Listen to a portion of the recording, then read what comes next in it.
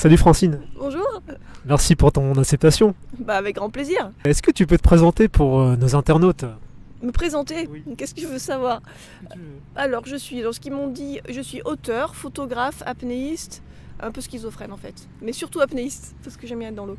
Ouais, parce que toi, tu as t'as un parcours assez, je trouve, assez atypique. Justement, qu'est-ce que ça représente pour toi l'eau, la profondeur?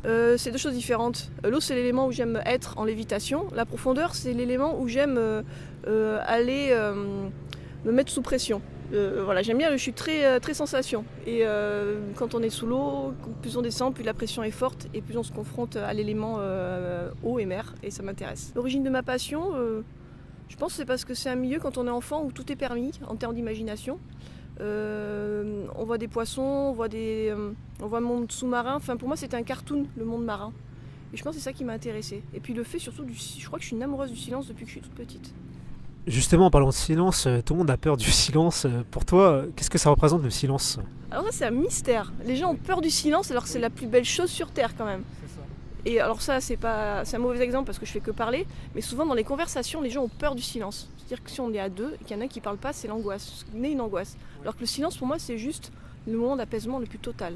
Et c'est pour ça que je vais sous l'eau, parce qu'il y a beaucoup trop de bruit à terre, à part les oiseaux. Mais le silence, pour moi, c'est un peu mon Graal dans la vie de tous les jours.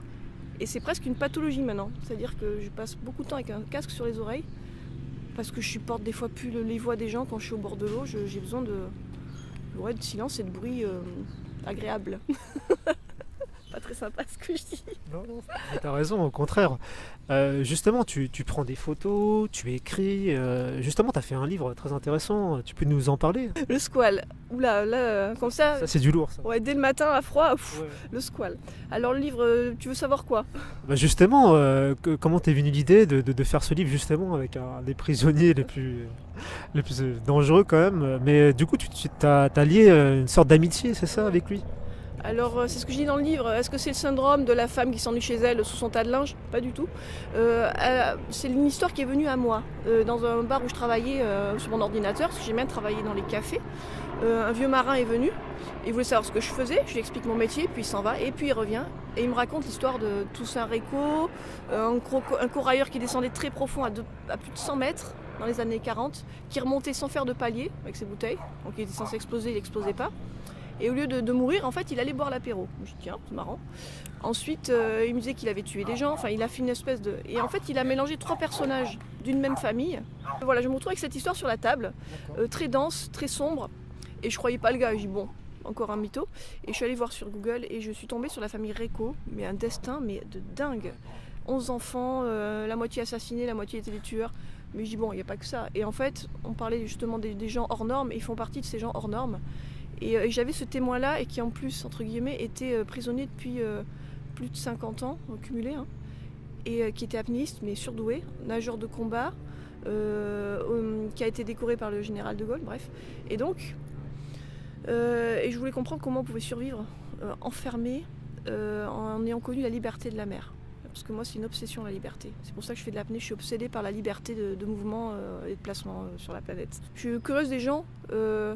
Et je trouve qu'on est tellement dans un monde formaté souvent qu'on s'ennuie un peu en fait. Hein. Enfin, les gens sont habillés pareil, ils marchent dans le même sens.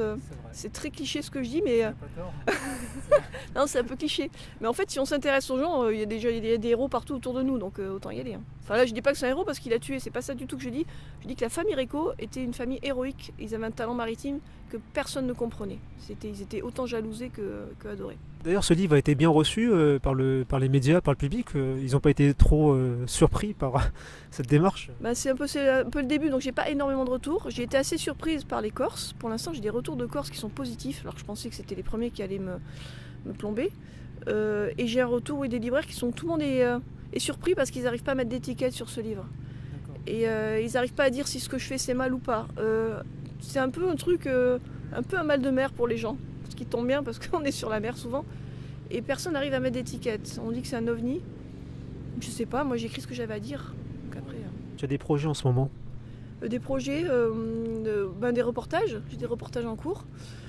Là je pars en Chine demain pour un reportage sur le thé, la route du thé. Donc ça va être joli. Après je vais ensuite aux Maldives pour des histoires de sous-marins de luxe. Et après on va à Tahiti pour quelque chose sur Jacques Brel. C'est le 40 ans de sa mort. Donc j'ai j'ai des super projets là. Et après, j'en ai un autre plus tard où je suis en train de peut-être me faire recruter pour aller sur des bateaux et être instructeur d'apnée. Donc partager l'apnée enfin, parce qu'on est égoïste, mais il faut quand même partager un peu. L'apnée, est-ce que c'est de plus en plus connu, démocratisé, tu penses, en France? Je pense, ça a été longtemps vu comme un sport extrême, profond, dangereux, très morbide. Heureusement, maintenant justement grâce à la photo, grâce à l'équipement de snorkeling pour les gens, il faut juste que les gens comprennent que quand on fait du snorkeling, c'est de l'apnée et qu'il y a juste après c'est juste quelques mètres qui vont déterminer si vous êtes plus ou moins apnéiste. Donc vraiment il faut dévampiriser l'apnée et je pense qu'avec ce qu'on fait en ce moment en termes de photos, d'images, dont Guillaume Néry fait des choses fabuleuses et très poétiques, avec ça on va y arriver. Et puis il y a des clubs qui s'ouvrent sans arrêt d'apnée. Donc oui, allons-y. Est-ce que tu aurais un message, un mot de la fin pour nos internautes? Quelque chose que tu aimerais aborder, un thème? Non. Non, démerdez-vous. Non, non. Mais je sais pas, de pas oublier de rire, de l'autodérision et de pas oublier qu'on a encore des arbres et la mer qui est encore à peu près potable, donc il faut y aller quoi. C'est vrai qu'on est tous, je dis moi mais c'est pas vrai, enfermés dans des bureaux, on rêve tous de l'île déserte. Ouais, on étouffe, on rêve tous de l'île déserte. Après, des fois, elle est juste devant la porte, l'île déserte, il suffit d'aller courir sous un arbre et d'ouvrir un peu les yeux. Mais non, j'ai un mot, bonne apnée. Hein. Il faut aller sous l'eau pour écouter le silence. Oui, je vais leur dire ça, écouter le silence. Écoutez le silence qui hurle. Voilà. Très bien Francine, je te remercie sur ce et puis continue à faire ce que tu fais, parce que moi j'adore ce que tu fais. Merci beaucoup, continue aussi. Hein. Merci.